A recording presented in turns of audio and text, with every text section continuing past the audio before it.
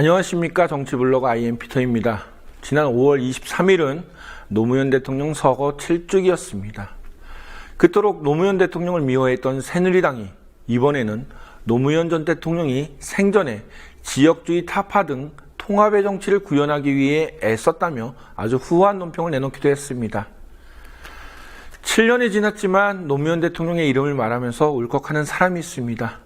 노무현을 기억하는 사람이 울컥하는 이유는 별것이 아닙니다. 노무현이란 사람이 정치인이 가진 대권을 국민에게 돌려주는 국민 대권 시대를 만들고 왕을 뽑는 대통령 선거가 아니라 소신 있고 원칙 있는 친구를 뽑는 선거를 강조했기 때문입니다. 노무현 대통령이 혼자 만든 세상은 없습니다. 그러나 노무현과 국민이 함께 만든 세상은 여전히 남아 있습니다. 그를 추억하기보다는 그와 우리가 만들려고 하는 세상이 무엇이었는지 기억했으면 합니다. 어쩌면 노무현 대통령도 하늘에서 국민과 함께 만들려고 했던 세상이 꼭 오기를 간절히 바랄지도 모르겠습니다. 더 IM피터 시작하겠습니다.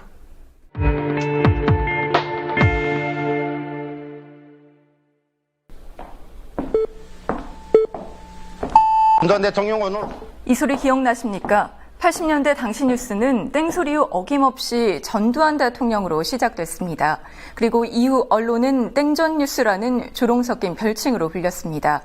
전 대통령은 쿠데타 정권이라는 딱지를 떼고 정통성을 확보하기 위해 가장 효과적인 수단이었던 언론을 도구로 활용했습니다. 이번에는 회고록 출간을 앞두고 5.18 민주화운동 당시 계엄군의 발포 명령 책임을 부인했습니다. 당시에는 언론 통제로 이제는 회고록을 통해 그가 그토록 감추고 싶었던 진실은 무엇이었을까요? 근현대사를 집중적으로 다루게 될 그날들, 이번에는 전두환 그가 군인에서 대통령이 되기까지의 일들에 집중했습니다. 1979년 10월 26일 박정희 전 대통령이 피격 사망한 12.6 사태로 비상계엄령이 선포되며 권력에 공백이 생깁니다. 이에 당시 정승화 계엄사령관 겸 육군참모총장은 하나회를 견제하려 전두환 당시 보안사령관을 12월 13일자로 동해안 경비사령관으로 발령내려 합니다. 전두환, 노태우 등 육사 11기생들이 주도해 1963년 비밀리에 결성된 조직인 하나회. 전두환, 그가 당시 박정희 정권에서 군내 주요 직책을 독식했던 이 하나회의 수장이었기 때문입니다. 하지만 이 내용이 누설돼 전두환을 필두로 한 육사 11, 12기생들은 발령 전날인 12일 최규하 당시 대통령의 제가 없이 정승화 총장을 강제 연행합니다. 결국 다음날 새벽 12.12 쿠데타에 굴복한 최규하 대통령의 최종 서명으로 정승화 총장이 체포됩니다. 12.12 쿠데타로 정권을 잡은 당시 하나회 회원들입니다. 쿠데타에 참여하거나 이를 비호한 일부 장성들은 이후 신군부로 불리며 군의 요직에 오르고 제5공화국의 중심 세력으로 등장합니다. 이에 전국에서는 계엄 철폐와 민주화를 요구하는 서울의 봄, 일명 민주화의 봄 시위가 이어집니다. 1980년 5월 17일 전두환을 중심으로 한 신군부는 북한 남침설을 내세워 군병력으로 국회를 장악하고 비상계엄령을 전국으로 확대합니다. 이 5.17 조치에 따라 전국에 2만여 명의 계엄군이 배치됩니다. 그중 계엄군 병력의 무려 93%가 주요 대학에 투입됩니다. 결국 북한군이 아닌 신군부에 반대하는 학생과 국민을 통제하기 위한 것이었습니다. 신군부는 또다시 이렇게 5.17 조치를 일으켜 정권을 장악합니다. 그리고 18일 0시를 기점으로 비상계엄이 전국으로 확대됩니다. 결국 서울의 봄은 전국에 계엄군이 투입되며 끝납니다. 하지만 광주는 달랐습니다. 5월 18일 광주 전남대 부근에 계엄군이 투입된 모습입니다. 전남대 앞에서 학생과 계엄군의 충돌이 시작되면서 도시 전체가 걸기하기 시작합니다. 이후 계엄군은 무자비한 진압을 강행합니다. 작전명 화려한 휴가로 공수부대가 추가 투입되던 당시 모습입니다. 계엄군의 발포로 수십 명의 사상자가 발생합니다. 그래도 이때까지는 군의 발표가 산발적이고 돌발적이었습니다. 하지만 21일 도청 앞 발포는 달랐습니다. 도청 스피커에서 애국가가 울려 퍼지자 공수부대의 사격이 일제히 시작됩니다. 명령에 따른 조직적이고 계획적인 집단 발포입니다. 오후 1시 금남로에서 시작된 계엄군의 집단 발포는 오후 4시까지 이어져 54명이 숨지고 500여 명이 부상을 당합니다. 시민들이 먼저 총을 쏴 자위권 차원에서 발포했다는 신군부. 하지만 군의 모든 기록은 이는 사실과 다르다고 말합니다. 최초로 등장하는 무기 탈취 사례는 21일 오후 1시 35분경 전남 화순파출소 사건입니다. 집단 발포가 일어날 당시 시민들은 총이 없었습니다. 이후 광주 시민들은 전남도청을 목숨 걸고 지킵니다. 하지만 27일 새벽 4시경 도청 진입을 시작한 계엄군에 의해 1시간여 만에 5.18 민주화 운동은 막을 내립니다. 그리고 신군부의 핵심인 전두환과 노태우는 이후 나란히 11, 12대와 13대 대통령이 됩니다. 1988년 제5공화국의 비리와 5.18 민주화 운동의 진실을 규명하기 위한 제5공화국 청문회가 열립니다. 12월 31일 증인 자격으로 청문회에 출석한 전 대통령입니다. 증인 출석을 거부하다 여야 의원들의 끈질긴 요구로 자리에 나온 그는 증인 선서 없이 준비해온 발표문만 읽습니다. 1993년 12월 3일 검찰은 전 대통령을 반란 수괴 등의 혐의로 구속 수감합니다. 이어 5.18 특별법이 국회를 통과하고 1996년 전두환 노태우 관련 사건 공판이 진행됩니다. 그리고 1997년 대법원 판결에서 12.12 사건은 명백한 군사반란이며 5.17 사건과 5.18 사건은 내란 목적 살인 행위였다고 결론납니다. 이후 광주항쟁은 공식 명칭이 5.18 민주화 운동으로 통일되고 국가기념일로 지정됩니다. 그리고 지난 19일자 한겨레 신문 1면입니다. 전두환 광주 발포 결정회의 참석이라는 제목과 함께 당시 전 대통령이 계엄군 집단 발포의 책임자임이 명시된 또 하나의 자료가 공개됐습니다. 그날들 장부경입니다.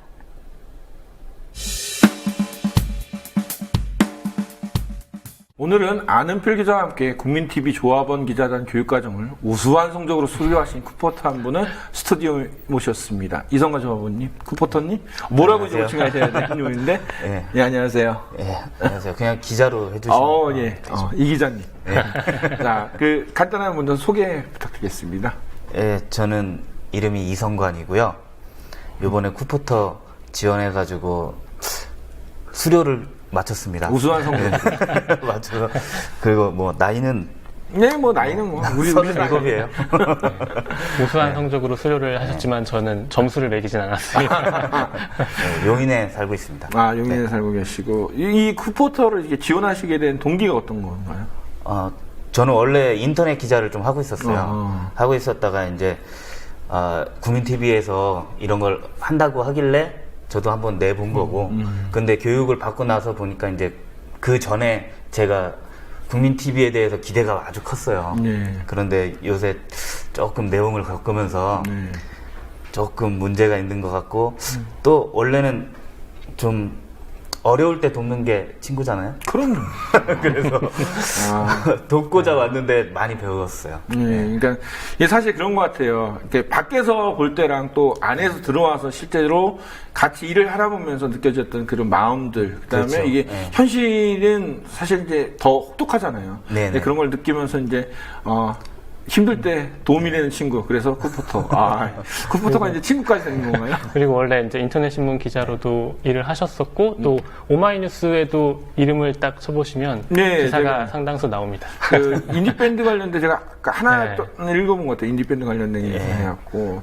그러면 이제 계속, 원래는 그렇게 되면 텍스트 기반으로 이제 기사를 쓰셨던 거죠? 네. 이때까지는 계속. 뭐 특별히 녹음을 해가지고 네. 뭐 방송에 좀 제가 하는 방송에 내보내기도 하고 했지만 기본적으로는 이제 텍스트 위주의 기사를 썼죠. 그러면 이제 방송이라면 뭐 팟캐스트도 진행을 하셨던 건가요? 네. 방송이라고 하면은 보통 팟캐스트죠. 뭐. 그 팟캐스트는 뭐 어떻게 뭐 원래 하셨던 거예요? 아니면 그냥 독자적으로 그냥 스스로 뭐 원래 경험이 있으셨던 거예요? 뭐 팟캐스트라는 게 원래 한 사람은 없을 테고 그쵸. 제가 책을 보면서 그냥 완전히 아무것도 모르는 상태에서 그냥 녹음만 되면 올릴 수만 있으면 이 마음으로 그냥 시작했죠. 독학으로. 예, 할 말이 너무 많아서 팟캐스트를 책으로 배웠어요. 훌륭하네요. 처음부터 끝까지 책으로 배웠어요. 안 기자님이 이제 보실 네. 때 이제 그동안 쓰신 그 네. 송관 기사가 있는데 이제 네, 네. 기사 내용 몇 가지만 좀 소개를 한번 해주시죠. 뭐. 주로 이제 인터뷰 기사를 많이 쓰셨거든요. 그래서 이제 그 지난주 금요일에도 또 광화문 광장에 나가셔가지고 거기 세월호 자원봉사 하시는 분들이랑 인터뷰를 하셔서 기사를 저한테 보내주셨어요. 그래서 제가 지금 기사를 편집하고 있고 그래서 조만간에 또 발행을 할 예정입니다. 빨리 편집을 하셔야지. 기자가 써서 빨리 보내면 빨리 그러니까요. 편집장님에게 빨리 빨리 해야 해주셔야지. 네. 또 이 기자님의 이 기사를 기다리는 또 조합원들이나 우리 그 네. 다른 분들이 계실 텐데 빨리 해주시기 바랍니다. 네, 그리고 지금 이제 그 텍스트 기사뿐 아니라 캠코더를 또 장만을 하셨어요, 하나. 네, 최근에. 최근에 이거 뭐 네. 누구의 꼬임에 빠져서 그러신 거 아니에요? 아니요, 제가 원래도 좀 구입을 하려고 그랬는데 네. 영상이라는 게 제가 되게 갖고 싶었거든요. 네. 영상을 찍고 싶었어요. 근데 핸드폰 들고 이렇게 돌아다니기가 네. 좀 별로고 보기에도 좀 별로고 이게 돌아다니다 보면은 핸드폰은 또 금방 용량이 금방 차버리고 그렇죠. 그래서 오래 들고 다닐 수가 없더라고요. 그래가지고 제가 하나 구입을 했죠 이번에. 자, 여기서 이제 중요한 게 이제 지금 이제 쿠포터 하시고 인터넷 뭐 오마이 이제 글도 송고하시고 예. 팟캐스트도 하시고 근데 실제로 이제 수입은 어디서 나오시나? 진짜 중요한. 네. 실제로는 제가 이제 원래 꿈이 언론사를 만드는 거예요. 그 주변에 어떤 돈에 대한 어떤 구애 없이 언론사를 좀 하나 만들어가지고 제 돈으로 그냥 이렇게 하는 게 제가 꿈이거든요. 그래서 지금 돈을 모으는 방법은 과외를 좀 하고 있어요. 과외. 예, 불법 과외는 용인시- 아니죠? 예. 과외에 뭐 합법 불법 있는지 모르겠는데 그렇게 용인은 받고 하는 과외니까요. 네. 예, 특별히 불법이랄 건 없고요. 과목은 뭐 구경, 수사, 과사 다 하는데.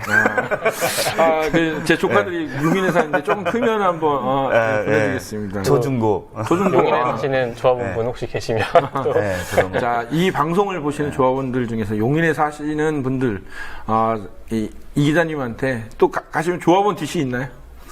조합원 DC 있죠. 있습니다. 급하게 없어도 만드신 있죠. 것 같은데 지금. 조합원 DC 있다고 합니다. 네. 자, 그런데 이제 쿠포터 이렇게 하시면서, 활동하시면서, 이게 사실 이제 혼자서 기사를 쓰는 것과 그 국민TV 쿠포터에 맞게 또 편집장님이 뭐 데스킹도 하시겠지만은, 이런 거, 뭐가 차이가 있을까요? 혼자 쓸 때는 막막했어요, 사실은. 제가 이렇게 써도 되는지 안 되는지 모르겠고, 오마이뉴스에서 냈을 때도 어떤 기사는 올리면 안 올라가고, 어떤 기사는 뭐 메인으로 가기도 하고.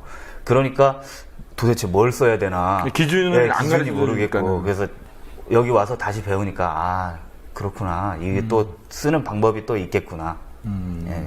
그러니까 쿠포터의 교육이 효과적이었네요. 예. 예. 안 기자님이 코멘트를 아이고. 잘해주셔가지고. 또 커리큘럼 또 잘 만드셨구나. 예. 그렇진 않고요. 그냥 제가 아는 거 다. 아는 거다. 이게 아는 걸 다 전수해 준 게 이게 쉬운 건 아닌데. 아는 게 얼마 없기 때문에. 자, 그동안에 이제 뭐 인터뷰 기사라든지 뭐 세월호, 예. 그다음에 이제 그 여러 가지 이제 그 노동 현장도 이렇게 취재하신 걸로 알고 있는데, 이게 현장에 돌아다니면서 좀 느끼시는 괴리감이 있잖아요. 그 기성 언론에서는 보도를 하지 않는 내용들도 있고, 직접 눈으로 목격하고, 그러니까 이 간극을 어떻게 좀 보고 계신가요? 저는 막 하면서 취재하면서 제일 느끼는 건 뭐냐면은 우리나라 전체가 세월호 안에 들어가 있는 것 같았어요. 지금 이제 갇혀 네, 있고, 빠져나올 갇혀 수도 없고, 공통적으로 얘기하는 건 뭐냐면 가만히 있으라. 가만히 있으라. 파업도 마찬가지예요. 다 가만히 있으라고 하는 거고, 그 사람들이 뭐 할 말이 없어서 가만히 있는 게 아니고 억울한 게 없어서 가만히 있는 게 아닌데 그동안 참아왔다가 나 억울해 하고 얘기하면은 뭐라고 하는 거예요. 그 사람들한테. 좀 가만히 있지. 그리고 제일 가슴 아픈 게 자기 아이들이 죽었는데 거기다 대고 가만히 있으라고 하면은 이제 아이들을 잃은 슬픔이 어느 순간까지는 있다가 나중에 지나가면 없어지는 게 아니잖아요. 그렇죠. 계속 가지고 있는 건데 그걸 지겹다라고 얘기하는 그 말 자체가 그렇게 말하는 것 자체를 저는 사실 그걸 담고 싶었어요. 그런 사람들이 있다면 그 사람들을 찍고 싶었어요. 그래서 자주 가는 거였고 또 유가족분들 어떤 만나면서 유가족분들은 제가 솔직히 용기가 없어요. 그 슬픔을 제가 대면할 용기도 없고 잘 만들어서 보여줄 용기도 없어요. 그래가지고 유가족분들 만나는 거는 최대한 적게 만났고요. 그 이후로 그 주변에 자원봉사자분들이라든지 도와주시는 분들이 많거든요. 그분들을 주로 만나서 인터뷰를 했죠. 왜 나오는지가 너무 궁금해서. 그렇죠. 이제 네. 어떻게 보면은 가만히 있으라고 하는 사람들, 지겹다고 하는 사람들 입장에서는 사실 이제 뭐 희생자 가족도 아니고 네. 왜 저렇게 생뚱맞게 그 고생을 하면서 맞아요. 나왔는지 이제 그런 것들을 사실 담아주고 저는 특히나 보여줘야 된다고 생각해요. 왜냐면은 그 가족들한테는 같이 하는 사람이 있다는 거. 그리고 당신들이 볼 때 이게 지겨운 것 같지만은 이 슬픔을 함께 헤쳐나가야지 사실 우리 사회가 더 안전한 사회가 될 수 있거든요. 그죠. 여러 가지 뭐 있겠지만은 그 쿠포터를 통해서 이 국민TV 이제 이야기, 그 다음에 국민TV 속사정도 좀 많이 아는데, 이제 앞으로 나는 이제 쿠포터로서 어떤 거를 좀 중점적으로 좀 하고 싶으신가요? 저는 이렇게 쿠포터를 지원한 이유도 네. 그런 거예요. 남이 이렇게 시켜가지고 하는 건 잘 못해요. 네. 이걸 여기까지 이만큼 해와라. 네. 딱 하는 거를 되게 못해요. 좀 숙제 안 해오셨겠다. 다행히 과제는 다. 과제는 다 하셨구나. 그런 걸 이제 그것도 이제 과제 같은 것도 사실은 한참 지나가지고 한 방에 싹 몰아서 보내드리고 그랬는데 저는 그렇게 정해진 기일이나 네. 어떤 정해진 틀이나 이런 거에 대해서 굉장히 불편해하기 때문에 그런 것보다는 제가 하고 싶은, 제가 마음이 동해서 사람들한테 알리고 싶은 얘기를 많이 하고 싶어요. 그러다 보면은 아무래도 파업 현장에 많이 갈 테고 아무래도 그 세월호 현장에 많이 갈 테죠. 그리고 제가 또 하나 주목하고 있는 거는 이제 핵 문제. 이것도 되게 중요하다고 생각하거든요. 그거하고 역사. 네. 팟캐스트 역사 관련된 것도 좀 하시고 있지 않으신가요? 네, 지금 이기자의 거북이 뉴스라는 팟캐스트를 하고 있는데 거기 안에서 시즌 1 이미 시즌 2가 됐어요. 시즌 2까지. 시즌 1에서 너무 중구난방으로 막 하다가 나중에는 취재가 쉬운 방향으로만 계속 몰리게 되더라고요. 그래서 그런 좀 폐해를 없애기 위해서 세월호, 역사, 그리고 핵 문제 이렇게 세 가지로 딱 정리를 해놨어요. 그거만 집중을 해가지고 해도 모자랄 판인데 그쵸. 제가 하고 싶은 일이 얘기가 너무 많기 때문에 이 기자의 설득이라는 시간도 만들고 또 제가 본 책들을 이렇게 소개하고 싶은 거, 사회 문제에 대한 책들을 사람들이 안 읽는 것 같아가지고 나라도 좀 소개해보자. 근데 전혀 반응이 없어요. 주변 사람들만 좀 보는 것 같아요. 잘 몰라서 그러는 거고. 저희 밑에 자막 해주세요. 이 기자의 거북이 뉴스. 팟빵에서 이 기자의 거북이 뉴스를 좀 찾아주세요. 제가 들어봤는데 그 진행도 잘하시고 또 편집도 직접 하시는. 네, 제가 음성 편집이다 보니까 그것도 책으로 배워서 편집까지 이렇게 하시더라고요. 뭐든지 다 책으로 배우시는군요. 이번에 이제 카메라도 샀으니까 영상 편집도 책으로 한번 해볼까.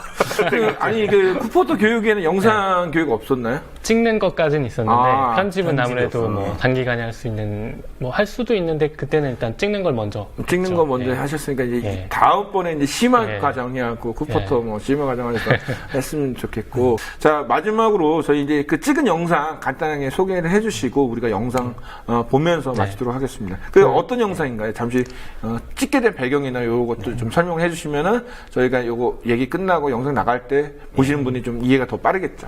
예. 그거 전에 네. 국민TV 쿠포터 네. 지원 많이 하셔도 되고요. 네. 제가 기자 일을 먼저 해봐가지고 지원한 게 아니고 저도 여기 와서 배운 게 되게 많거든요. 이렇게 많고 어떻게 기사를 써야 되는지 차근차근 잘 알려주시니까 나는 못할 것 같아 라고 생각하지 마시고 오셨으면 좋겠어요.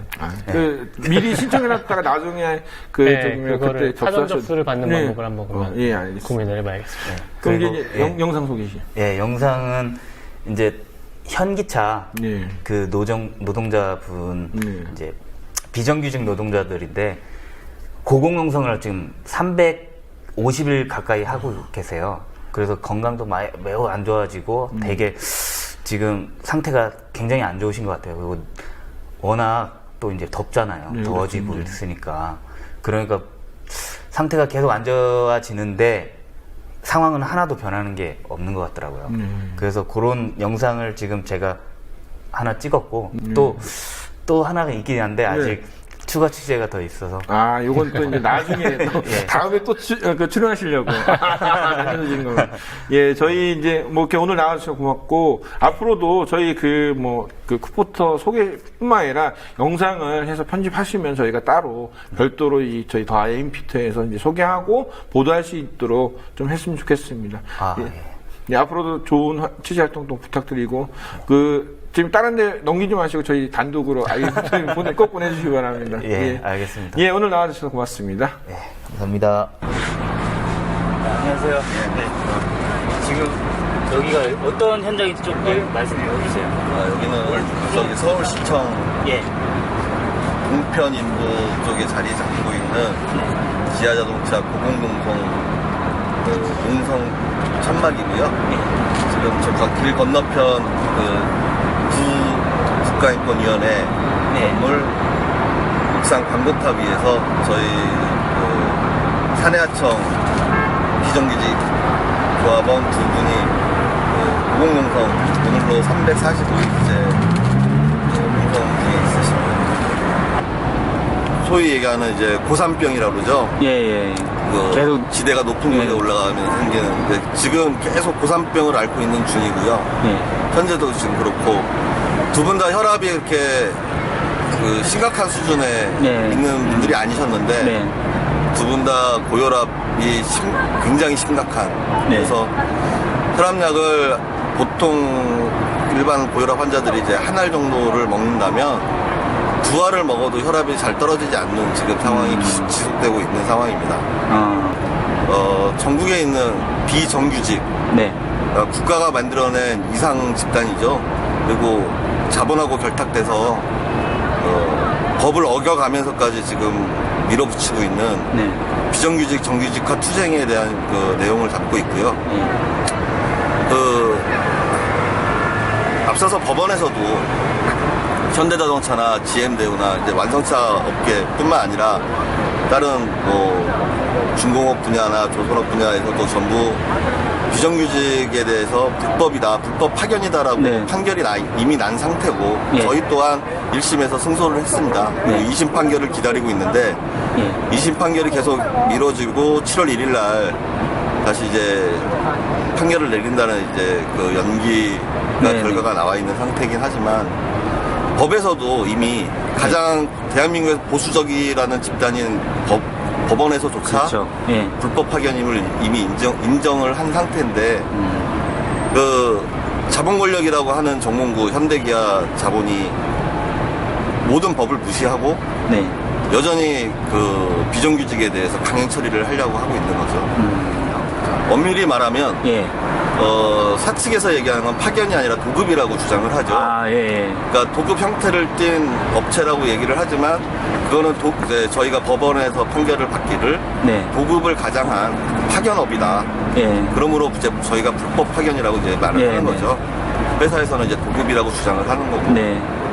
원칙론을 얘기하자면 당연히 이제 법원의 판결을 받아들이고 비정규직을 철폐하고 거기에 부합되시는 이제 법으로 보장되어 있는 모든 분들의 정규직 전환을 하는 것이 가장 우선이겠습니다. 다만 그게 이제 그 과정까지 가는 거를 갖다가 모두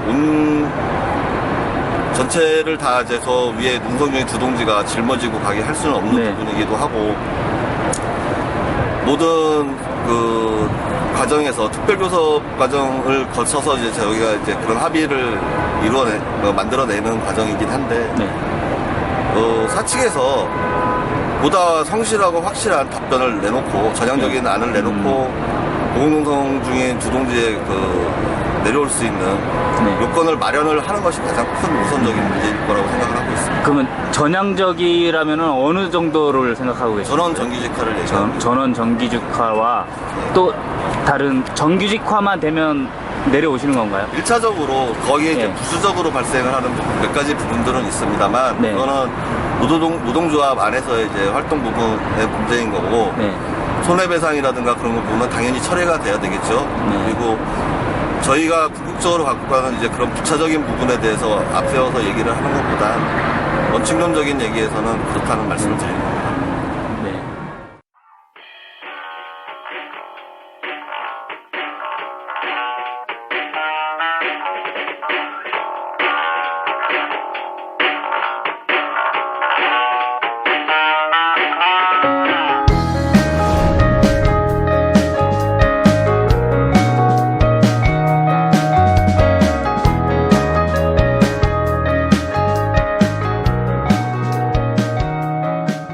예, 국민TV 김종훈 기자 나오셨습니다. 안녕하십니까. 네.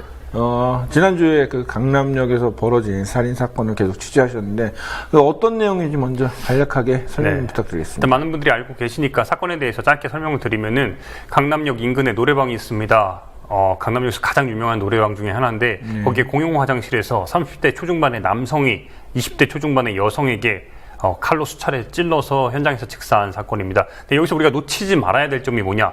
그 노래방이 강남대로 그 바로 뒷블럭에 있는 그냥 누구나 쉽게 갈 수 있는 그냥 공공의 장소에서 벌어졌다는 점입니다. 근데 이 사건에 대해서 이제 경찰이 수사 발표를 지난 일요일 날 했어요. 근데 이 사건을 묻지마 살인이라고 단정을 지었는데 많은 여성들을 포함해서 많은 사람들이 이걸 단순히 묻지마 살인으로 규정할 수 있냐? 이 부분에서 굉장히 지금 반감을 하고 있는 상황입니다. 그러니까는 지금 그 범인이 기다렸다가 남자들은 보내고 여자만 일부러 죽였기 때문에 이건 여성 혐오 범죄다. 그렇죠. 이런 얘기가 그런 있고. 상황도 있고 경찰에서 근데 강조하는 바는 정신질환 경력이 있고 네. 그 병력이 있고 이에 따라서 그러니까 진술 과정에서 여자가 나를 무시했다, 여성 혐오적인 발언을 수차례 했음에도 불구하고 정신병적인 이제 그런 이유를 들어서 이건 묻지마 살인이다 이렇게 규정을 지은 거죠. 핵심은 그런 것 같아요. 그러니까 어찌됐든 이게 굉장히 끔찍한 사건이고, 그 끔찍한 사건 중에서 여성을 특정 짓는 범죄냐, 아니면 정신병으로 인한 그냥 묻지마 살인이냐. 그런데 그렇죠. 여성들은 여성을 특정한 여성 혐오 범죄이기 때문에 그 부분에서 이제 여성 단체라든지 여성 커뮤니티에서는 그런 부분에 이제 여성이 굉장히 위험하다는 걸 강조하면서 그렇죠. 이제는 이제 대리까지 이제 벌어지고 있는데, 근데 제가 오늘 좀 강조하고자 하는 바는 이 자리에서 이게 묻지마 살인이다, 여성 혐오다 이걸 규정짓는 거는 저도 좀 조심스러운 부분이 그렇죠. 있습니다. 취재 과정에서 좀 제 조심스러운 부분이 더 많이 느껴졌고요. 다만 저는 좀 이걸 결과론에 입각해서 오늘 이 사건을 좀 바라봤으면 좋겠어요. 어떤 의미냐? 이번 사건을 통해서 지금 강남역 10번 출구에서 추모가 계속해서 어제 자정까지, 오늘 녹화 기준으로 어제 자정까지 계속해서 이루어졌습니다. 여성들이 왜 나와서 이렇게 추모를 자발적으로 하고 꽃을 놓고 포스트잇을 썼을까요? 제가 느낀 바는 그 한 가지입니다.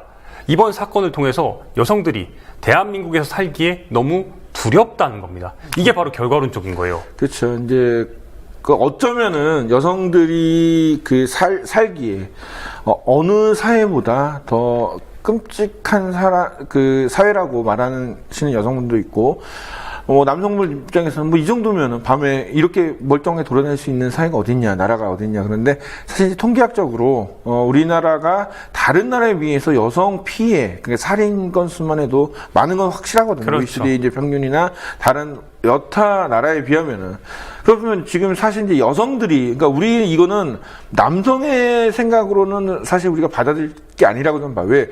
지금 피해자, 또 여성이고 사실은 두려움을 느끼는 사람도 여성이거든요. 그렇죠. 그러니까 우리가 남성이 느끼는 두려움과 여성이 느끼는 두려움은 좀 많이 차이가 있는데 지금 피터 선배가 정확하게 짚어줬어요. 우리가 아무리 남자들이 아무리 힘들고 우리나라에서 우리도 두렵다 이렇게 이야기를 해도 여성의 입장이 돼보지 않으면은 제가 이번에 가장 크게 느낀 바가 뭐냐면은 우리 어머니, 우리 누나들, 제 주변의 지인들, 심지어 제 애인도 이번 사건을 통해서 너무너무 한국 사회에 살기가 두렵다는 말을 끊임없이 회자해요. 그러니까 그날부터 해가지고 제가 취재하는 내내 계속 들려온 말이 이 한국 사회에서 여자로서 살아가기가 얼마나 두려운지 너는 모른다. 그렇죠. 이 말인 거예요.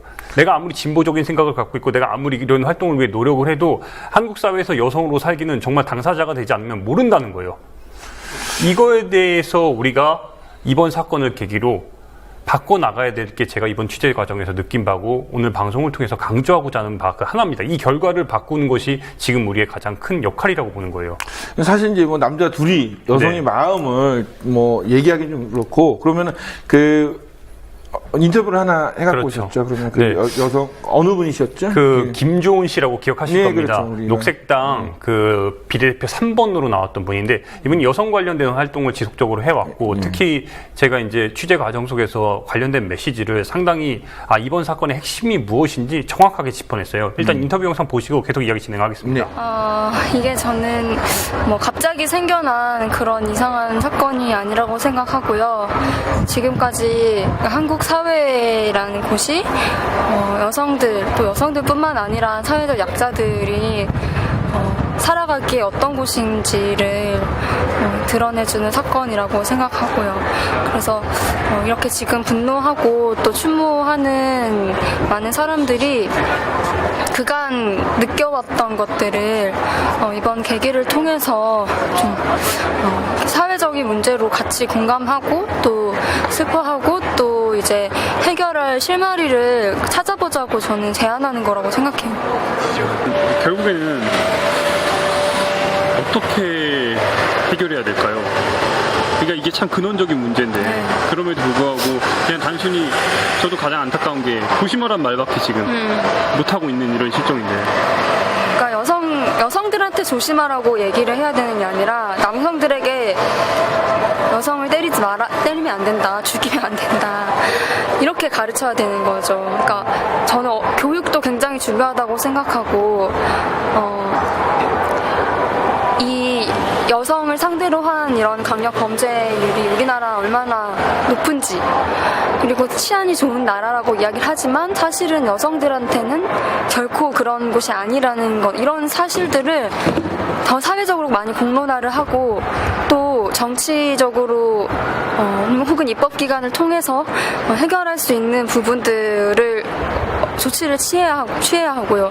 또 지금 아까 기사에 나온 것처럼 서초경찰서에서 또 이번 사건을 정신질환자의 우발적인 범행처럼 몰아가려고 하는 얘기를 했었는데 초기 언론의 보도도 사람들이 정말 많이 항의를 해서 이제 여성 혐오 범죄라고 기사 타이틀을 바꾸고 가해자의 입장에서 쓰는 기사를 내지 않는 이런 다른 기사들이 많이 나오고 있거든요. 그런 것처럼 이 범죄를 바라보는 이 프레임 자체를 사회적으로 바꿀 수 있는 노력을 해야 되는 것 같고요. 그리고 지금의 저는 추모하는 이 흐름이나 움직임들에 정말 많은 사람들이 동참했으면 좋겠어요. 그리고 특히 이제 남성들도 자신이 얘기할 수 있는, 그러니까 자신이 정말 영향을 미칠 수 있는 청자 집단이 있거든요. 자신의 동료 남성들을 향해서 이런 범죄를 멈춰야 한다, 폭력을 멈춰야 한다는 이야기를 저는 용기 내서 해야 된다고 생각을 하고요. 여성들은 이런 상황에서도 움츠러들지 말고 두려워하지 말고 우리가 같이 할 수 있는 방법들을 찾아서 저는 함께 해야 된다고 생각해요.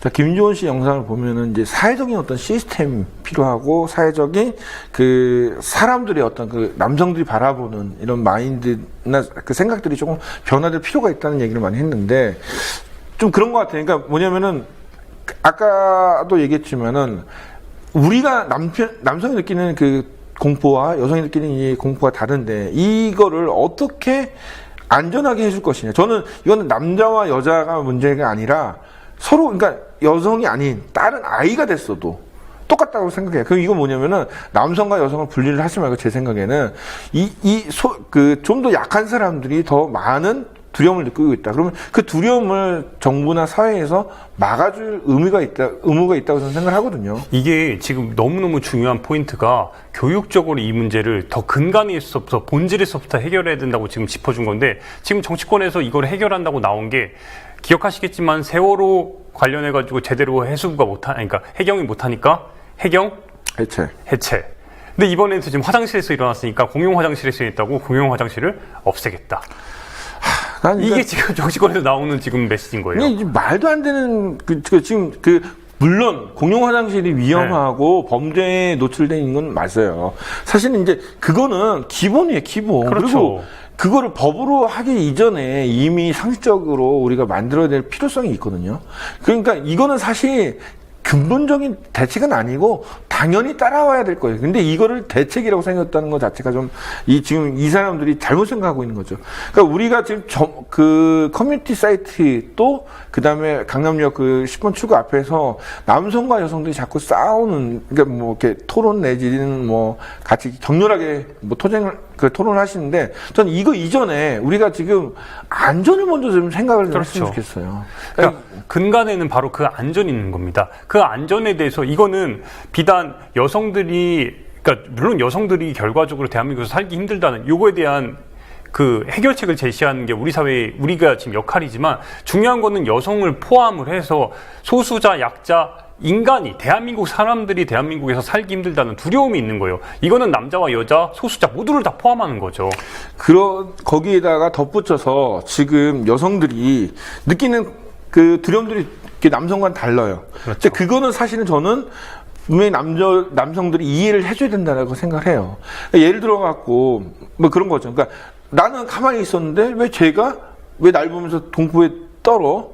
그러니까 이거를 당당하게 뭐 서로 나는 잘났는데 너는 잘못했는데 이런 게 아니라고 저는 봐요. 이게 뭐냐면은 우리 사회가 조금 약자에 대한 그다음에 고통받고 있고 공포에 떠는 사람들에 대한 배려심은 조금 더 필요하다고 저는 생각해요. 이거는 여성들이 그만큼 공포를 느끼고 있다면은 그 남성들도 그만큼 이해를 해줘야 되거든요. 그거는 남자들이 가장 많이 하는 게 골목길에 나 그냥 서 있었을 뿐인데 여자들이 못 들어온다. 네. 내가 도대체 뭔 죄냐? 네, 그렇죠. 이렇게 말을 해요. 근데 입장을 바꿔서 왜 여성이 못 들어오게 하는지 제가 이 문제 때문에 이 사건을 취재하고 나서 제 솔직히 애인과 제 어머니가 엄청나게 많은 이야기를 했어요. 얼마나 내가 편협한 사고를 갖고 있는지 가장 너무 슬펐던 부분이 가장 핵심적인 게 뭐냐면은 이번 사건을 계기로 우리 어머니에게 우리 누나에게 제 애인에게 제가 집에 일찍 들어가라. 이 말밖에 못하는 현실이 너무너무 안타까운 거예요. 근데 이게 핵심은 아니잖아요. 여성들은 여전히 집 앞에 그 골목길에 남성이 한 명이 서 있다는 것만으로 무서워서 들어오질 못한다는 거예요. 이게 지금 대한민국의 현실이라는 거죠. 지금 우리가 뭐 이 상황에서 여러 가지 차트나 도표 자료 이거 뭐든지 봐도 사실 이제 뭐 여가부 자료나 여러 모든 게 완벽하게 맞다고 할 수는 없지만 제가 볼 때는 근본적으로 여성 쪽으로 피해 확률이 더 많고 공포심을 유발할 수 있는 그런 요소들 굉장히 많은데 이거를 어떻게 해결할 것인가를 지금 얘기를 해야 되는데 그걸 그렇죠. 못하고 있거든요. 그 부분이 가장 안타까운데 김주은 씨가 지금 인터뷰에서 강조한 부분 바로 두 가지입니다. 첫 번째는 우리가 지금 방금 전에 이야기한 교육 차원에서 근본적인 이 교육 차원에서의 사회적인 노력이 더 필요하다는 거. 그리고 두 번째는 이번 사건에 대해서 사회적인 차원의 여성뿐만 아니라 남성들도 용기를 내서 같이 추모하고 바꾸려는 용기가 필요하다는 건데 애석하게도 지난 22일 날 공공시를 기해서 지금 강남역 10번 출구에 있는 추모 포스트잇과 꽃들은 모두 다 지금 치워졌습니다. 그래서 현장에 지금 거기에 이제 많은 시민들이 계속해서 꽃을 놓고 포스트잇을 놓고 싶어도 서울시설관리공단에서 나온 직원이 이를 제지하고 있어요. 왜 제지를 하고 있는 거예요? 그러니까 더 이상 추모 공간이 아니라는 게 가장 큰 이유고요. 거기 있는 이제 추모 포스트잇이나 꽃들은 현재 서울시와 대방동에 있는 서울 여성재단에 옮겨져서 보관 중입니다. 근데 우리가 한번 기억을 한번 해볼까요? 과연 공간을 옮겼을 때 얼마나 많은 사람들이 과연 기억을 계속해서 할 수 있을까요? 저는 이게 이거를 계기로 해서 남성과 여성의 어떤 성대결이 아니라 이거를 통해서 우리가 정말 전 개인적으로 지금 뭐 사망하신 여성분에게 먼저 사실 그분에게 그렇죠. 정말 안타까움을 표해야 되고 그분을 먼저 추모를 했으면 좋겠는데 그것보다는 좀 더 다른 방향으로 가는 게 좀 안타깝고, 두 번째는 이 공간이라는 것 자체, 그 사건이라는 거는 우리한테 시스템을 개선할 그 어떤 계기가 되는 거거든요. 뭐냐면은 여성이 두려워해. 그러면 여성이 두렵지 않은 사회를 만들면 되거든요. 그렇죠. 그러니까 그 사회를 어떻게 만들 거냐를 지금 얘기를 해야 그게 되는데 핵심이 돼야죠. 지금 여성 혐오 문제다 아니다. 지금 이런 거 갖고 싸우는 게 자체가 좀 조금 그러니까 답답하다는 결국에는 그 강남역에서 사람들이 불편해하는 가장 큰 이유 중에 하나도 사람이 죽은 거잖아요. 이것 때문에 여성들이 두려움을 느끼고 있는 거잖아요. 물론 여태까지 쌓였던 게 폭발한 그렇죠. 것도 있지만 이 부분이 중심인데 자꾸 혐오냐 아니냐 막 이런 걸 가지고 논쟁하는 것 자체가 사람들에게 피로감을 느끼고 결국에는 일베의 공격 대상이 됐다는 거예요. 제가 가장 안타까웠던 부분 중에 하나가 뭐냐면은 궁금했어요. 과연 추모 현장에 떠났을 때 누가 남아서 계속해서 추모를 하고 어떤 이들이 거길 지키고 있나. 그래서 가보셨죠? 어제 충격받았습니다. 갔더니 지방에서 올라온 그 일베로 추정되는 남성들이 선글라스와 마스크를 쓰고 거기서 1인 시위를 이어가고 있더라고요. 그리고 수많은 남성들이 그걸 지켜보면서 응원을 하고 있어요. 물론 그들이 강조하고 있는 메시지는 여혐 싫다, 싸우지 말자 이런 메시지였어요. 그래서 제가 인터뷰를 했습니다. 잘 인터뷰를 했어요. 근데 그 과정 속에 우리 피터 선배랑 저랑 계속해서 지금 방송 중에 이야기한 그 통계 자료 있지 않습니까? 여가부에서 만들고 법무부 자료를 근거로 해서 강도살인, 우리나라에서의 이 얼마나 이 폭행과 관련해가지고 여자들이 얼마나 피해를 많이 받고 있는지 84%가 실제로 자료로 나왔습니다. 그걸 근거로 해서 지금 여자들이 살기 힘든 세상이다. 이 부분에서 어떻게 생각하시냐 이렇게 여쭸더니 저한테 오히려 그 질문을, 그 인터뷰 대상자도 아니고 그 옆에 있던 사람이 공격이 들어오는 겁니다. 잘못된 자료로 왜 그런 질문을 하느냐? 왜 편협하게? 지금 이제 이게 논점이 누가 남자들이 모두 다 잠재적 범죄를 한 게 아니라 지금 우리의 핵심은 뭐냐면은 여성이 안전한 사회를 어떻게 만들 거를 고민을 해야지. 지금 남성도 물론 그렇죠. 두려움과 공포의 대상이 될 수 있지만은 지금 핵심은 사망하신 분이 있잖아요. 그렇죠. 사망하신 분이 여성분이잖아요. 그러니까 그렇다면은 사망하신 분이 정말 가족들은 날벼락을 맞은 거예요. 그러면 그분을 위주로 해서 먼저 그분의 사건을 계기로 그분과 같은 젊은 여성들이 안전한 사회를 먼저 만들고 난 다음에 그렇죠.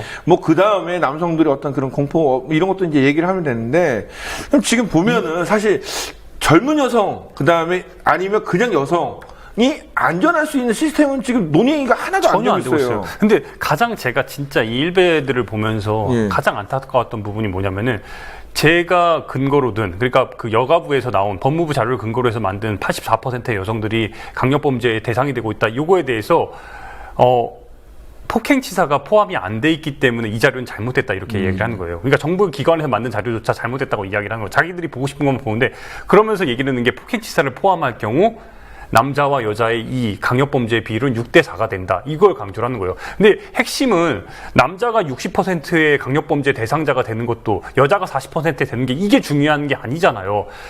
대한민국에서 남자든 여자든 이런 두려움과 공포를 느끼면서 살아간다는 게 이게 핵심인데 왜 남자가 더 많은 피해를 받았으니까 이거는 여자들이 이렇게 여혐이라고 말하면 안 돼?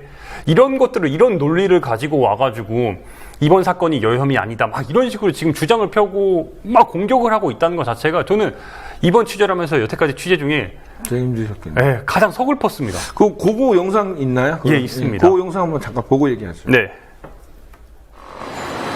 이번 살인사건은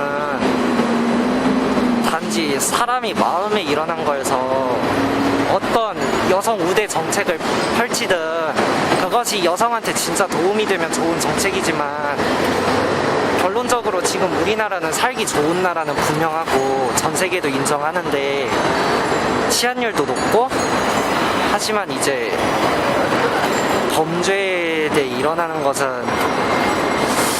근데 이제 통계적으로는 그런 수치가 맞을지도 모르겠는데 결과적으로 여성들이 느끼기에 대한민국 살기 너무 힘들다. 이런 거에 대한 불만이고 그건 여성이 아니면 느낄 수 없다 이런 의견이 많잖아요. 그거에 대해서 이번에 지금 공분을 하는 건데 그리고 통계적으로 2011년 발표된 통계청 자료에 보면은 강력범죄의 87%가 여성들을 대상으로 하고 있는데 그런 부분들에 대해서는 남성으로서 뭔가 또 해결책이 좀 필요하지 않을까 그런 생각도 드는데요. 그 통계는 잘못됐는데요. 아 어떻게 보세요? 왜 다음 거 들어보세요? 왜 잘못됐냐면은 폭행을 제외하고 통계를 냈기 때문입니다. 폭행을 제외하고? 네. 잘 이해가 안 가는데? 그러니까 지금 법무부랑 통계청 자료가 잘못됐다는 말씀이세요? 그건 여성가족부에서 나온 통계고요. 통계청이랑 법무부에서 낸 건데 2011년 조사 결과고 그럼 이거 한번 보세요. 2013년 검찰청에서 나온 거예요, 이거. 네, 알려주세요. 실례지만 누구신지. 그냥 국민인데요? 왜요? 아니 궁금해서 그런 거예요, 여쭈려고. 그냥 국민입니다. 오늘 그럼 어떻게 나오셨어요? 추모하러 왔죠? 추모하러요? 지금 오늘 근데 현장에 지금 다 추모 관련된 이야기들이 지금 맞았잖아요. 네? 지금 추모 관련된 메시지들은 지금 현장에서 오늘 다 나갔잖아요. 잘못된 정보를 지적하는 걸 뿐이지 않습니까? 아, 말씀 주세요. 네. 이 영상 찍어도 괜찮죠? 보세요, 한번. 네. 이건 어떤 자료예요? 보시면 아직 안 찍습니까, 이거? 아, 설명해 주세요. 설명해 주세요. 자, 그러면. 네. 자, 이게 주장하시는 약 90%가 여성 피해자라는 주장이 담긴 자료입니다. 자, 이게 맞죠? 제가 알기로는 이게 맞습니다. 잠시만요. 이건 어디서 오신 거예요, 이 자료는? 그냥 인터넷에서 찾아봤습니다. 그럼 계속 설명해 주세요. 예. 그러니까 제가 말을 하고 싶은 거는 편향적인 통계로 제대로 된 통계가 날조가 된 건데 그거를 제대로 된 통계라고 우기면 말이 안 되지 않습니까? 폭행이 빠졌는데 그게 강력범죄란 게 말이 됩니까? 폭행이 빠졌는데 강력범죄란 잠시만 지금 좀 굉장히 쫄았을 것 같아. 솔직히 쫄았죠. 그러니까 단순히 저는 이제 카메라를 들고 이야기를 하니까 몰랐어요. 인터뷰를 하고 있는데 몰랐는데 제가 인터뷰를 하는 순간 주변에 남성들이 그 강남역 10번 출구에서 이렇게 슬슬 모여드는 그 기운이 느껴지는 거예요. 어느새 고개를 돌려보니까 제 옆에 있는 남성들이 마스크 쓰고 선글라스 끼고 저를 에워싸고 있는 거예요. 저는 어느 순간 그러니까 마치 이들의 감시를 받는 하나의 그냥 기자가 된, 그리고 어느 순간 어디 일베에서 저를 인증해서 인증샷 하지 않을까? 인증샷의 대상이 되지 않을까? 이런 생각이 드는 거예요. 그리고 한편으로는 이런 시선도 있죠. 너는 남자인데 새끼 거기서 왜 그런 발언을 해?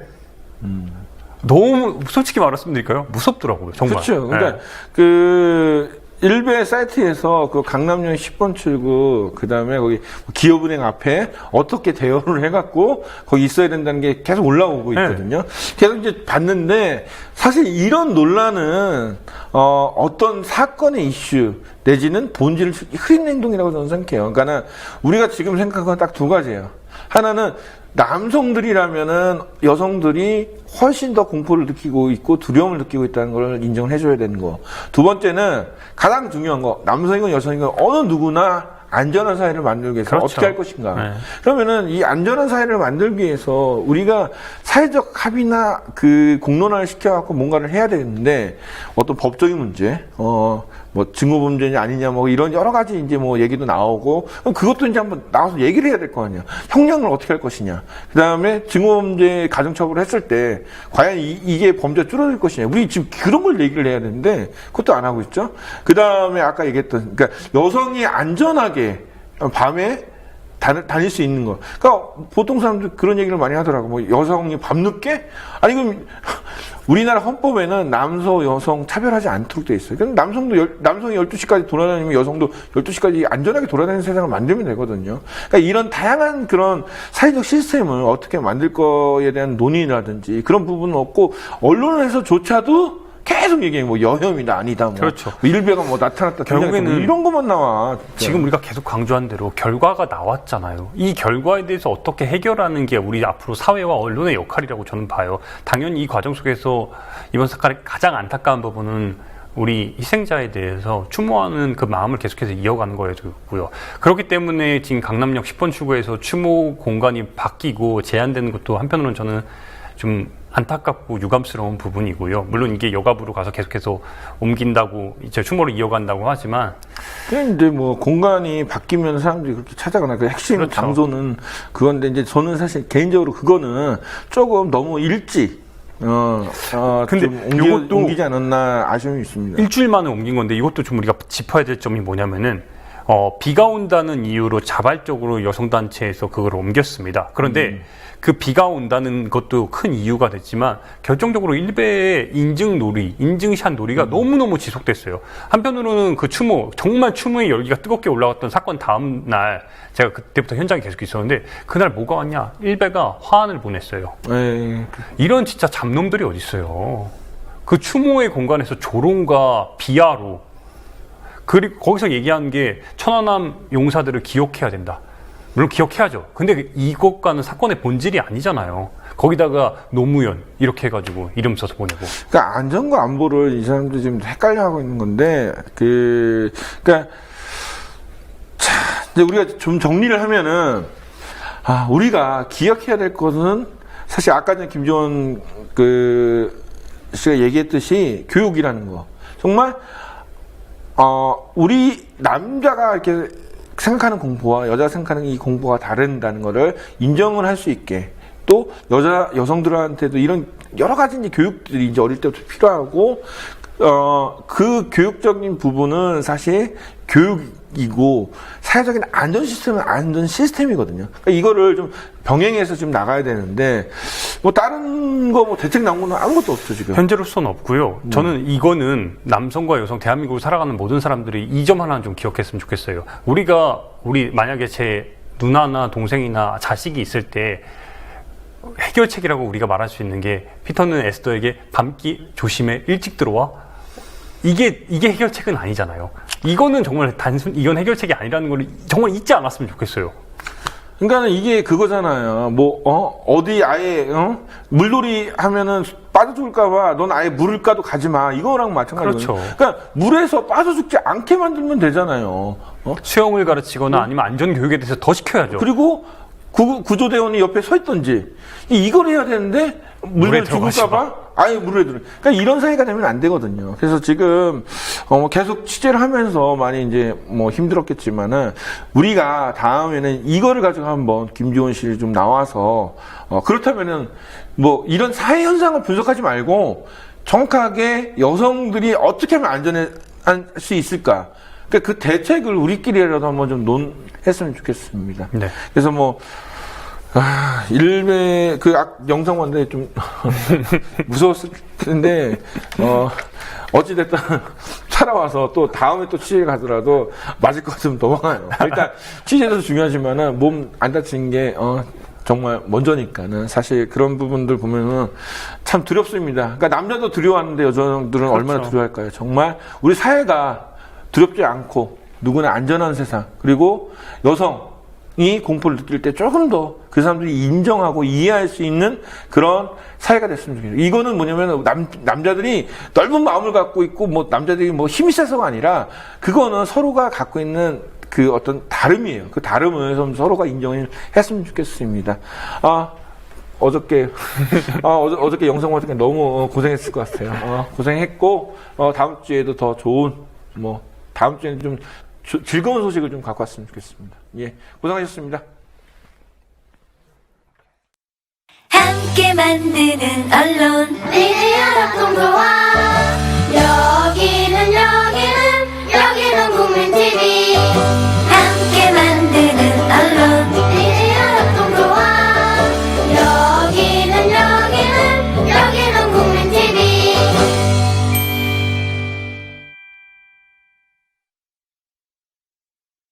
자, 오늘은 이승호 광주지역협의회 조합원 나오셨습니다. 예, 안녕하십니까? 네, 안녕하십니까? 저희가 그 이승호 광주 조합원 분을 이제 모신 이유가 있죠. 정말 곳곳에 안 다니신 데가 없어. 무슨 우리나라에 무슨 어떤 행사 있으면은 딱 가서 보면은 이승호 조합원이 딱 거기 계셔. 이 뒤에도 이제 지금 사진이 나와 있는데, 이제 5월 17일이었죠? 네, 맞습니다. 5월 17일 날 이제 문재인, 이제 아직 그때까지는 뭐 저거니까는 문재인 의원이 이제 함께 사진 찍었는데, 저희 어떤 내용인가요? 일단 문재인 의원이 광주에 온 건 모르고 있었고요.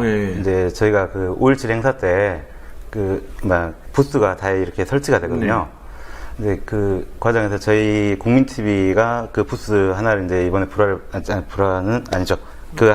임대를 받아서 저희가 이제 홍보도 하고 이렇게 하고 있었는데, 저쪽에서 사람들이 웅성웅성거리고 막 하더라고요. 그러면서 보니까 문재인 의원이 이렇게 악수도 하고 이렇게 하고 오시더라고요. 그래서 저희가 그 부스의 마지막이었어요. 그래가지고 이렇게 턴에서 오시면서, 인사도 하고 하면 이렇게 차도 한 잔 드리고 해야 되는데 대부분 보면 그런 게 없는 것 같아요. 그래서 이제 저희가 이제 보온통을 놓고 이렇게 차도 대접하고 이렇게 하고 있었는데 문재인 대표께는 이제 차 한 잔 이렇게 하고 가십사 이렇게 이제 저희 부스에 안내를 좀 했죠. 그러면서 저희 이제 브로셔를 광주에서 이제 새로 제작을 했어요. 그 과정에서 이제 저희 국민TV에도 관심을 좀 많이 가져주십사 이렇게 하시면서 저희 국민TV 조합원에도 가입을 좀 해주십시오 이렇게 말씀드렸더니 이미 돼 있는 것 같다라고 말씀하시더라고요. 같다라는 거는 확정적인 확정이 아닌 것 같아서. 중요한 거는 같다 그러면은 이게 월 조합비 내는지도 모르잖아요. 그렇죠. 확인을 해서 사무국에서 이제 확인을 하셔갖고, 만약에 이제 안 내시고 계신다면은 연락을 하셔갖고, 밀려있다. 이렇게 하시면 될 것 같아요. 그러니까 제가 이 조합원, 특히 이제 광주 지역 조합원들이 되게 많이 활동을 하시면서, 그러니까 저 부스를 내고 저렇게 티를 맞춰 입으시고, 다 저게 이제 조합원 분들이 자발적인 돈을 내시고 하시는 거잖아요. 네, 그렇죠. 따로 국민TV에서 돈 나가는 건 아니고. 저는 이게 사실 되게 중요한 포인트라고 생각해요. 왜 저분들이 자기 시간, 돈을 투자를 해서 왜 저러고, 이게 밖에 있는 사람 보면 저 미친 애들 아니야? 이렇게 소리 들을 수도 있어요. 일부 가족들은 또 그런 얘기 하시지 않아요? 일단 광주가 조금 활성화가 잘 될 수 있었던 게, 일단 개인적으로 이제 저 같은 경우 혼자이기 때문에 개인적인 활동을 하는데 이제 어떤 걸림돌이나 이런 게 없는데, 가족을 꾸리고 계신 분들은 그게 되게 어려울 거라고 생각을 해요. 네, 그렇죠. 근데 저희들 같은 경우에 행사나 이런 걸 하게 되면 가족 단위 참여가 점점 늘어나고 있어요. 그러니까 활성화가 개인의 참여보다는 가족 단위의 참여가 더 늘어나서 이렇게 활성화가 더 잘 되는 것 같고요. 그리고 기존에는 이제 약간 초창기에는 주먹구구식의 이런 게 진행이 많이 있었어요. 근데 지금은 이제 어느 정도 어떤 주제가 던져지면 이렇게 몇 명이서 이제 기획을 하는 이런 정도 이제 어느 정도는 이제 틀을 갖춘 것 같아요. 레벨업이 되신 거네. 그러니까 예전에는 무슨 추모 행사 하면은 그냥 가서 뭘 하자가 아니라 그냥 가기만 하는 거고 이제는 이날 행사를 우리가 어떤 식으로 기획을 해서 어떻게 하자 이것까지 나온 거네요. 이게 실제로 중요한 말인 게 포인트가 보통 우리가 이 서울에서 보통 이제 내려가서 지방에 이제 조합원들의 도움을 받아서 방송을 진행을 하는데, 근데 4.16 세월호 특집도 그렇고, 이번에 5.18 특집도 그렇고, 광주 지역 조합원들이 주도를 하고 오히려 서울에서 내려가서 도움을 주는 형태로, 그러니까 지역 조합원 차원의 방송이 이루어진다는 게 그게 큰 핵심입니다. 그거를 광주 지역 조합원들이 해내고 있어요. 그 다들 그런 영상이나 중계를 하셨던 사람들인가요? 지금 이제 한 분은 어느 정도 이제 전문적인 촬영을 하셨던 분이고요. 일단 저희가 광주에서 했던 활동 영상이나 이런 걸 만들게 되면 그분 주도하에 이제 카메라가 저희들도 이제 전문적인 카메라는 아니지만 카메라 가지고 계신 분들이 몇 분 계시면 그분이 이제 주도하에 카메라 세팅하고 촬영하시고 편집까지 다 해주시거든요. 이게 이제 뒤에 촬영, 편집 이게 하나의 어떤 이 광주 방송국이 된 거네요. 사실은 이제 지금 이렇게 행사들 보면은 4.16도 그렇고 5.18도 그렇고 보면은 다 나름의 어떤 방송국에서도 할 수 있는 일들을 하시는데 이게 이제 국민TV의 어떤 위상을 좀 높이고 있다고 저는 생각을 하고 있거든요. 근데 그런 면에서 이제 다른 지역 조합원분들도 우리도 좀 저렇게 하고 싶은데 그렇게 하고 싶은데 뭐가 필요할까요? 저는 이제 아까 말씀드렸던 그 틀 있지 않습니까? 그 구성을 일단은 2명, 3명이 된다 하더라도 그 2-3명이 틀을 짜고 나머지 조합원들한테 이렇게 따라 주십시오. 이렇게 하는 게 낫지, 모든 조합원들한테 의견을 물어서 진행을 하다 보면 진행이 안 되더라고요.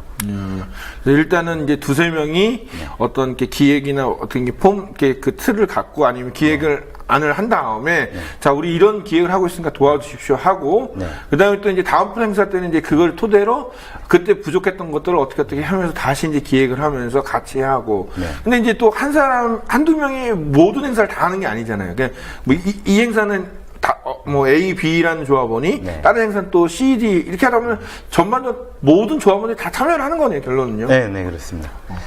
일단 지금 저희 이번에 홍보할 때 입었던 바람막이 옷이라든지 이런 것들은 이제 그 조합원께서 이제 그 회의 시간에 그 원래 회의나 이런 때 주제를 하나씩 던져주거든요. 그러면 진행을 하자 하면 그 한 분이 일단 책임을 지세요. 그 주제에 대해서. 근데 어떤 행사는 여러 명이 진행을 해야 되지만 그 단체 티 같은 경우는 그 한 분한테 그 이름 해주고 이제 그분이 몇 가지 샘플을 갖다 주면 이제 조합원들이 선택하고 이렇게 하고 그다음에 아까 말씀드렸던 것 중에 그 이번에 저희가 이번 그 토요일 날 이런 행사를 하고 나면 원래 회의를 하는데 이제 그 힘들었으니까 우리가 다음에 또 힘을 내자라는 의미에서 힘내자라는 행사를 해요.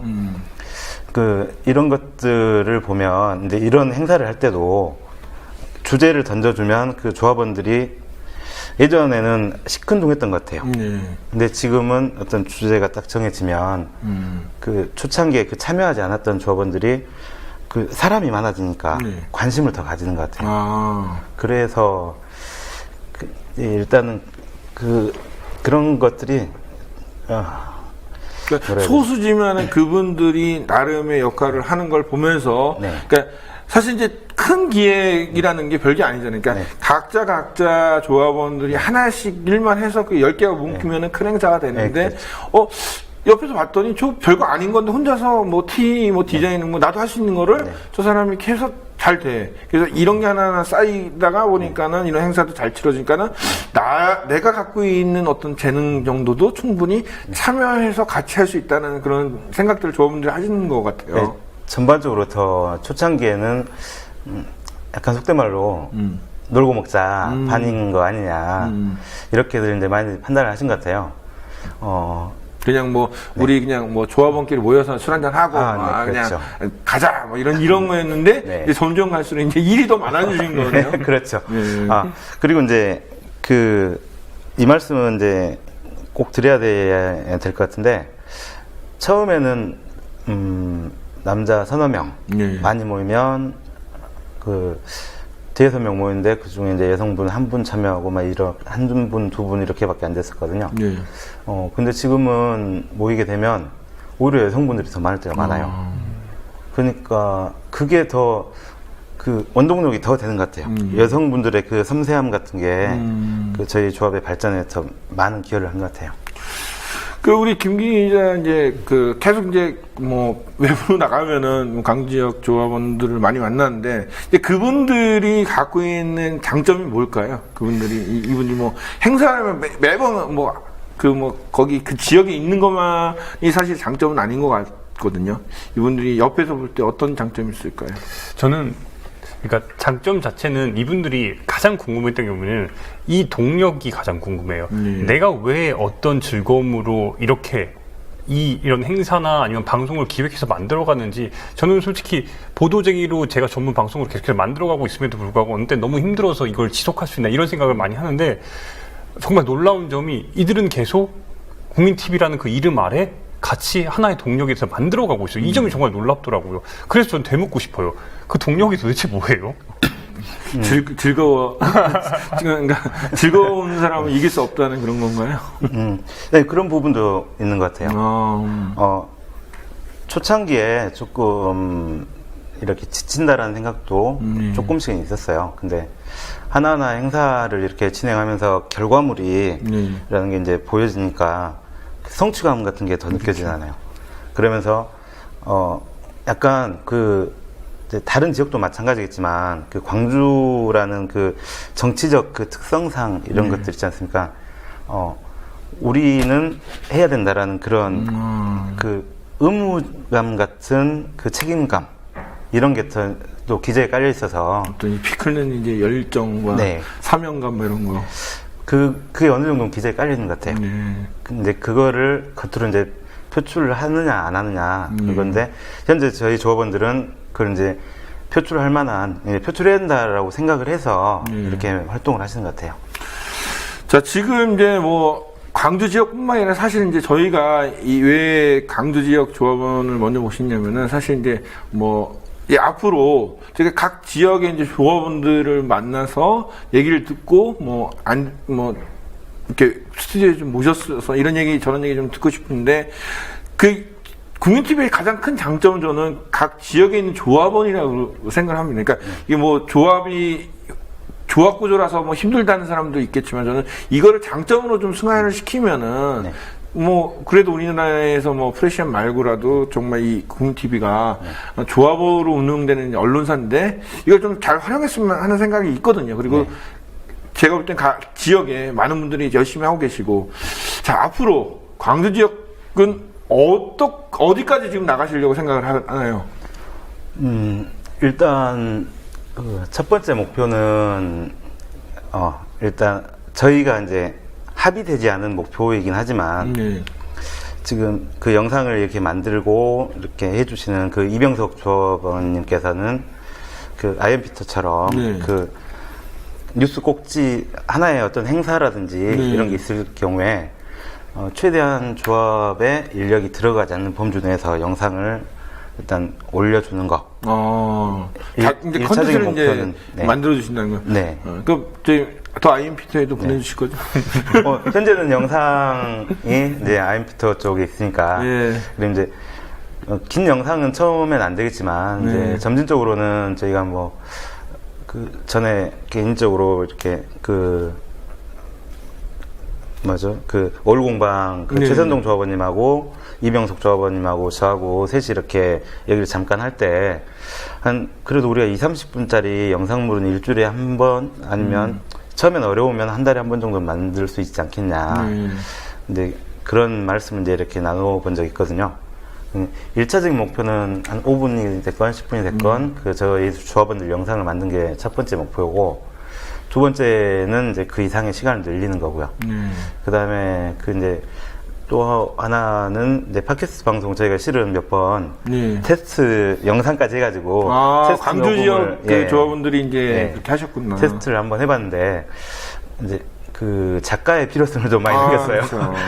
그래서 지금 이제 저희들 이번에 5.18 행사할 때 그 마지막에 그 고광진 고문님께서 낭독하셨던 그 글을 저희 이제 광주 지역에서 이제 크게 활동은 현재 못하고 계시지만 그런 대본이 좀 필요하면 그 대본을 작성해 주신 분이 계시거든요.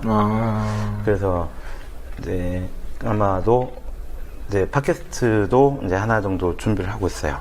야, 이게 광주 지역 내에서 컨텐츠가 또 무수히 많이 나올 것 같은데 자, 이제 마지막으로 국민TV가 사실 내부적으로 많이 문제도 있고 뭐 얘기도 많이 있는데 저는 이제 개인적으로 모든 생산성 있는 토론이나 생산성 있는 방향으로 가면은 민주사회에서 뭐 서로 간의 의견이 다른 거는 충분히 좋은 쪽으로 바뀌기만 하면 전 되게 나쁜 일은 아니라고 저는 생각을 하겠는데 우리 이제 국민TV의 조합원들이 어떤 방향으로 좀 가시면 좋겠을까요?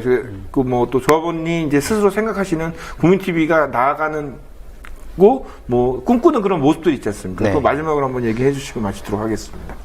이제 저희 조합원님들 이제 전국에 계시는 모든 분들께서 그 지향점은 동일하다고 생각을 하고 있습니다. 그러니까 그 지향점을 바라보고 가면 그게 좋지 않을까. 근데 지향점에서 좀 벗어나서 생각을 하시는 분들도 좀 계신 것 같고 서로의 의견이 틀린 게 아니고 약간의 다름을 그렇죠, 서로 다름. 인정해 가야 되는데 그 다름을 서로 이렇게 그 인정하지 않는 거를 대화로서 풀어야 되는데 그런 게 조금 부족한 것 같아요.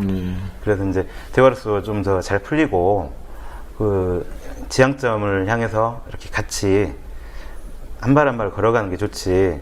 이제 제가 느끼는 거는 약간의 다름이 생기는 게 어떤 분은 빨리 가려고 하고 어떤 분은 그냥 조금 천천히 가려고 하고 어떤 분은 그러니까 소위 이렇게 마라톤을 하려고 하신 분은 계시고 단거리 달리기를 하시려고 하신 분이 계시는데 제가 봤을 때는 차라리 그냥 산보하는 그런 느낌으로 참여를 하고 같이 이렇게 나누었으면 좋겠다라는 그런 생각을 합니다.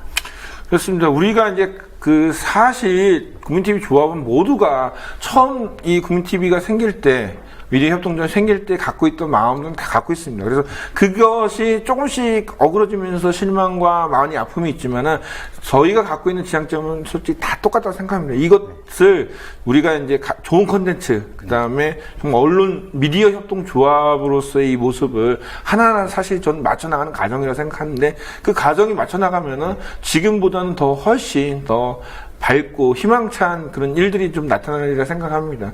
뭐 앞으로도 뭐 강유 지역에서 5분짜리가 됐던 10분짜리가 됐던 컨텐츠 만들고 뉴스 만드시면은 꼭 저희 더 IMP터에 보내주시기 바랍니다. 네, 알겠습니다. 네, 멀리서 이렇게 와주셔서 고맙습니다. 네, 감사합니다.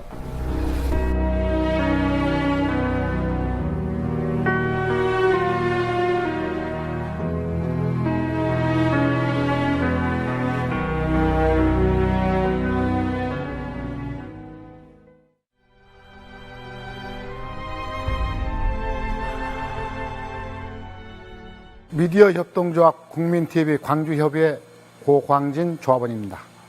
지금으로부터 36년 전 그 암울했던 그 시절의 이 오늘 현재의 그 오버랩되고 있는 이 현실, 비뚤어진 언론, 비뚤어진 정치 권력, 그리고 거기에 부활해동하는 재벌 권력 등등을 어떻게 타파해 나갈 것인가 하는 우리의 공통 관심사를 가지고 오늘 우리 조합원들이 5.18 묘역을 찾았습니다.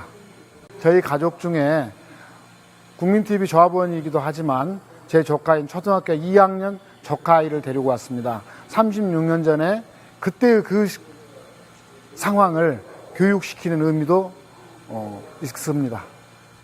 언론이 공정하고 빈부격차가 심하지 않고 우리 모두가 서로를 신뢰하고 국가 권력이 국민을 사랑하고 하는 그런 세상에서 살아갔으면 하는 바람입니다. 모든 사람들과 더불어 자중자애하면서 자기의 이득만 취하지 않는 베풀며 더불어 사는 사람으로 성장했으면 좋겠습니다. 5.18 이 30주년이 훨씬 지난 이 시점에서도 아직도 어떤 국론이 분열되고 그런 의견을 몰아간다는 현실에 참담한 심정이고요. 그 사람들도 알 겁니다. 그게 진실이 아니라는 것을. 팩트, 사실만 가지고 이야기했으면 좋겠습니다. 이분들이 없었다면 지금 한국의 민주주의가 이만큼 발전하지도 않았을 거고요. 그분들 때문에 우리가 이만큼 누리고 있는데 지금 근 10년 들어 후퇴하고 있다는 걸 국민들은 느끼고 있습니다. 그래서 안타깝게 생각합니다. 봉사활동으로 해년마다 오고 있습니다. 그때 당시 5.18 당시 그때 나이가 8살 해가지고 아무것도 모르는 상태고 오면서 여기 보면 있던 사람들의 사진이나 밑에 보면 또 동영상 같은 게 있거든요.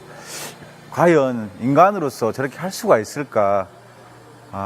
진짜 뭐 비통하고 저희 국민TV가 이걸 다 파헤치고 앞으로 모든 걸 낱낱이 공개하고 5.18을 알려주고 싶고요. 그래서 그 현장에 직접 와보고 또 참배하러 왔습니다.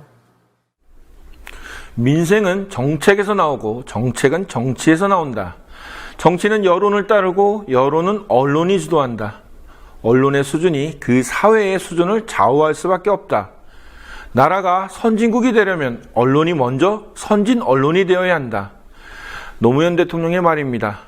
미디어 협동조합 국민TV 더 IM피터 제작진부터 먼저 선진 언론이 되도록 노력하겠습니다. 시청해주신 조합원과 시청자 여러분 고맙습니다.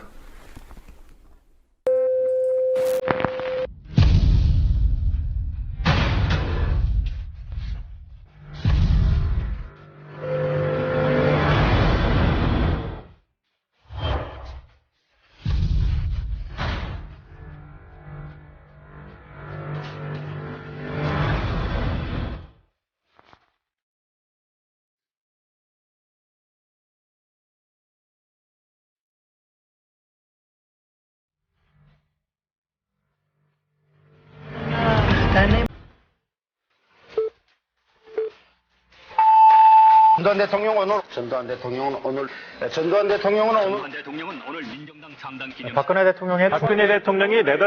대통령이 오늘 네덜란드로 떠났습니다. Windy day, but you may find the chances passed you by. I can't